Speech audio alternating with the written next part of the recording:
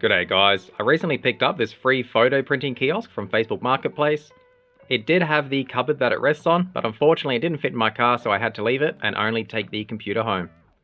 I have powered it on to make sure it passes post, and it does, which is great. But before we go any further, I do want to unlock this lock. It looks like someone's had a crack at it before. It's fairly banged up, so I think I'll have to drill this out and we'll come back. Okay, we were able to drill the lock out, and it does just open up now. Just gotta pull it a little bit. But that didn't give us access to the computer like I hoped. It did give us access to the printer. It looks like it's a ribbon printer, not a thermal printer, unfortunately. But it does still have the original photo kiosk receipt paper in there, which is pretty cool, or Photo Express.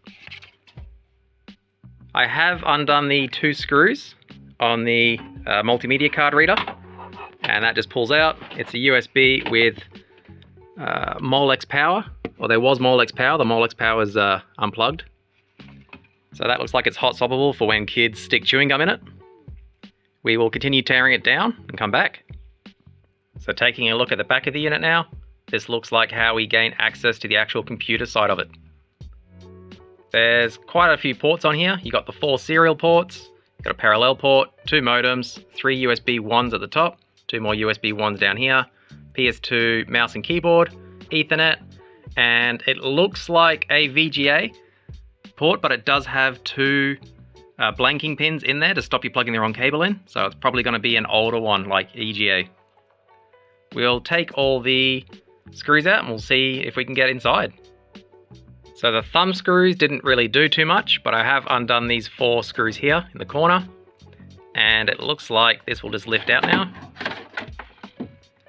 And although we have a little bit more access, that's just the back of the printer drawer. Looks like I didn't need to drill the lockout. I maybe could have just undone it. And there are 2 USB ports at the back. I believe that's from the multimedia front end. So we'll keep going and see if we can get access to the actual motherboard. I forgot to mention the board on the back looks like it's just a printer board for the ribbon printer inside. And it also has a parallel port cable coming out. And I'm guessing that would have plugged into the main photo printer back in the day. So it looks like yanking on this handle did actually give us access. This top panel slides off. And we're getting a little bit closer now. And there's the goodness there. I'll take it out and put it on the table and we'll get a closer look. Okay, I have unplugged the power supply board. This is loose now, just pops out. And that's also where our 40 gig IDE hard drive lives. We've got a very small modular power supply next to it. It's pretty cute, especially for the age. And the USB daughter board there. So that just connects to the main board. This just lifts out now. We've got the very dusty Pentium 4 motherboard. It's got 1 stick of 1 gig DDR1 RAM. I know this because I have powered it up as mentioned. And there's no leaky caps, which is good. There's our BIOS on the bottom left. IDE. That's not a bent pin, that's just dust in there. I'll give it all a good dust. And we will put it all back together and power it on. I will also back up the hard drive, take a full clone of it. Just in case anything happens, I don't want to lose the software. So I finished cleaning everything out. I just used a big old paintbrush and a vacuum cleaner. Looks a lot better now. I've also finished backing up the hard drive just in case anything fails. So we'll put it all back together and hopefully it still powers on. Okay, it's all back together and I've powered it on. It does still work, thankfully. And we'll start by going to the BIOS. I'm just spamming delete key. And we'll take a look. So the CMOS battery does seem to be flat. It's defaulted back to January 1st, 2003. I guess that's when this was made. It does find our 40 gig hard drive and the DVD burner, or DVD reader actually. It's not a burner. It's set to EGA, VGA, that's fine. It does have CGA 40 and 80 column mode, which is pretty cool, and mono. That's definitely neat. And it does find all 1 gig of our DDR1 RAM. We'll leave everything the same, I think, for now. And we'll see if we can boot into Windows.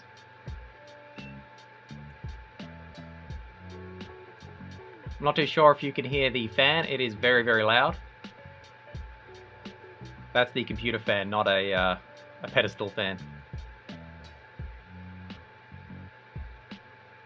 So it's loading. Unfortunately, that's as far as it goes. So we'll reset it again and we'll try safe mode. So just spamming F8 to bring up the boot menu.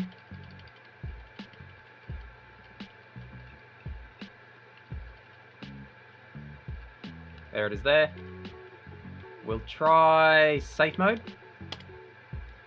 And it does say Windows XP embedded. So that's what we'll need to try and get working again.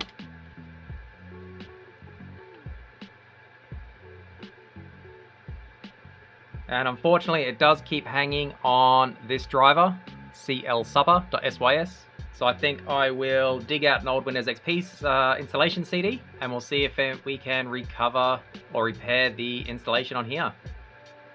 I think we'll start by trying to boot an old version of Hiren's boot CD from a flash drive. So we'll see if we can set it up to boot from USB zip, it might be called. USB zip. So it looks like it might be USB hard drive on this BIOS, and I've also enabled boot other device, which was disabled before. And just in case, I have set the second boot device as my flash drive again, or USB zip. So hopefully we can get it to boot from my flash drive. So we've booted into an older version of Hiren's boot CD from a flash drive. We'll see if we can use this to fix the boot issue. If not, we will go with the Windows XP recovery CD. Alright, we'll see if that helped at all. We'll reboot back from the hard drive. We have to go back into BIOS first and set the internal hard drive as the first boot device. So change that back to hard drive 0. We'll change that to, we'll leave it as the zip for now, or USB hard drive. Actually, we'll change it to CD-ROM. We'll change it to internal CD-ROM. And change this to zip. That way, if we do need to use the CD to repair it, we can. So we'll save that, and hopefully it'll just boot. Unfortunately, it doesn't look like that helped at all. So we'll try and see if my Windows XP CD has a recovery option.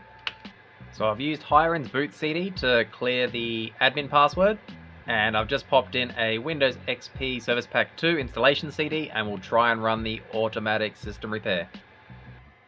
So unfortunately, despite my best efforts, I was unable to repair the Windows XP installation that was already on the hard drive. I was hoping to show off the photo kiosk software, but it doesn't look like that'll be happening. Since I did create a full hard drive backup before I touched anything, I did create a fresh Windows XP virtual machine on my main computer, and I was able to import the registry hives into that XP installation, which did let me run, or at least open, the photo kiosk software. But once it was opened, it did want to connect to its server. It gave me the option to continue without, and it wanted a kiosk ID and kiosk key, which I didn't have. I tried putting in just random letters and number combinations, and yeah, it obviously has some kind of a check, and it didn't let me in.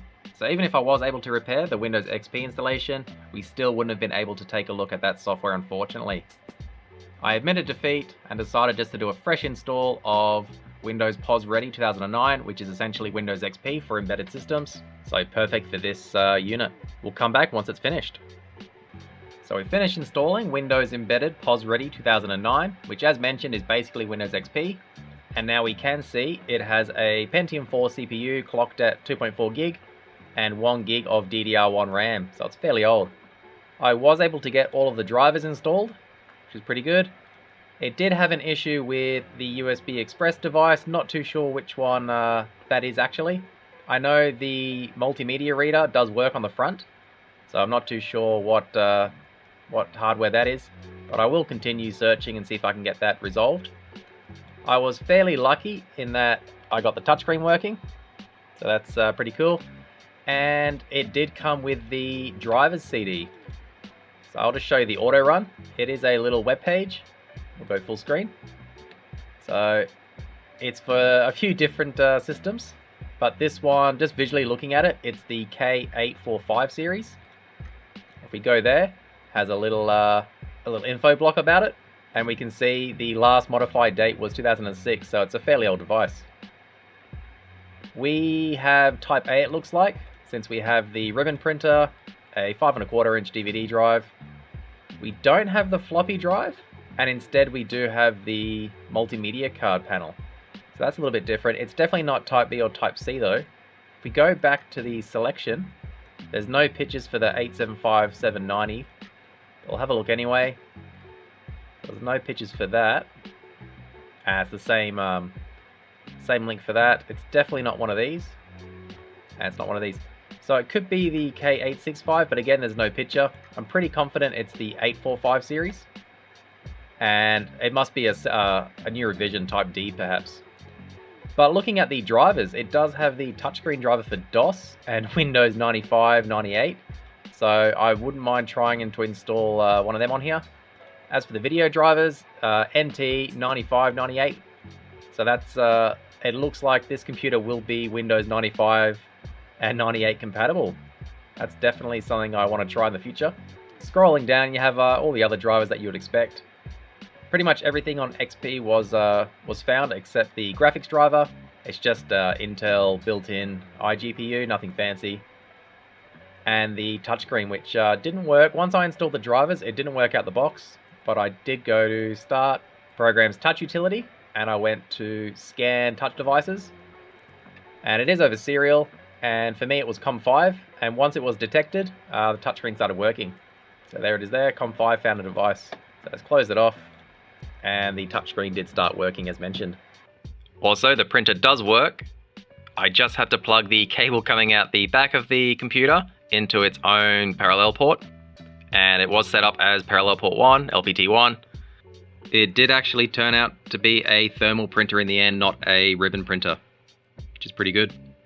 Why don't we try a few games on it and see how well they run? So this is Midtown Madness 2, which is a great game for old computers. It does run really well.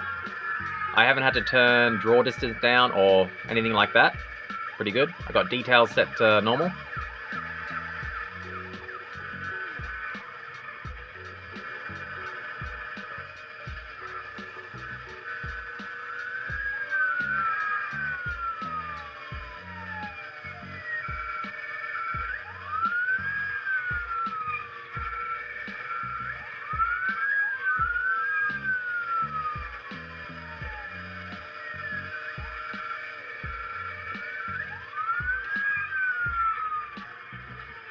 Unfortunately, it doesn't really utilize the touchscreen, although it does work. Next up is Red Alert 1, and this should be pretty good with the touchscreen.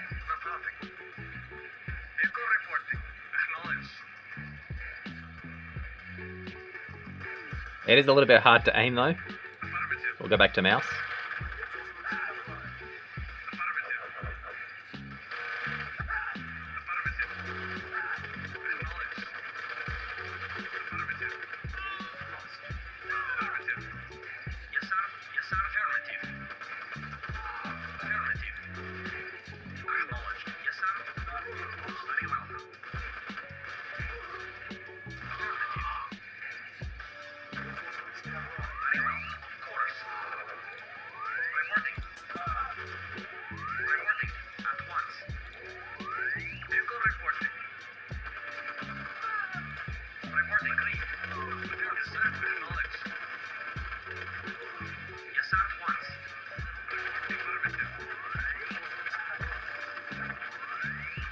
So some older games do run, but Windows XP isn't that exciting. I think Windows 98 and DOS would definitely be more interesting, especially with the touchscreen. I will back up the driver's disk and upload it to archive.org, so if anyone out there has a similar device and they don't have the drivers or can't find the drivers, hopefully that will help them. I do want to try a fair few things with this computer in future, including DOS gaming, Windows 95, maybe 98, try Linux on it. I think that'll do it for today. If you have any questions or suggestions, let me know down below. Otherwise, thanks for watching.